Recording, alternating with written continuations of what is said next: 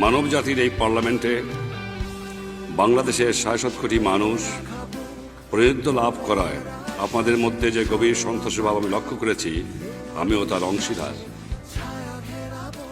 বাঙালি জাতির জন্য এটা এক ঐতিহাসিক মুহূর্ত, কারণ তার আত্মনিয়ন্ত্রণের অধিকার অর্জনের সংগ্রাম আজ বিরাট সাফল্য দ্বারা চিহ্নিত।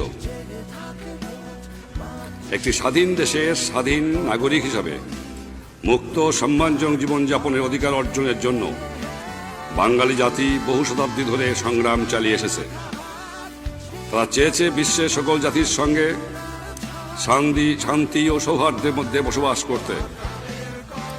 জাতিসংঘ সনদে যে মহান আদর্শের কথা বলা হয়েছে তা আমাদের জনগণের আদর্শ, এবং এই আদর্শের জন্য তারা চরম ত্যাগ স্বীকার করেছেন।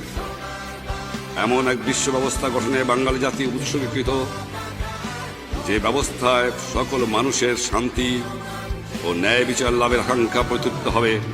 এবং আমি জানি আমাদের এই প্রতিজ্ঞা গ্রহণের মধ্যে আমাদের লাখো লাখো শহীদের বিদেয়ী আত্মায় তৃপ্তি নিহিত রয়েছে।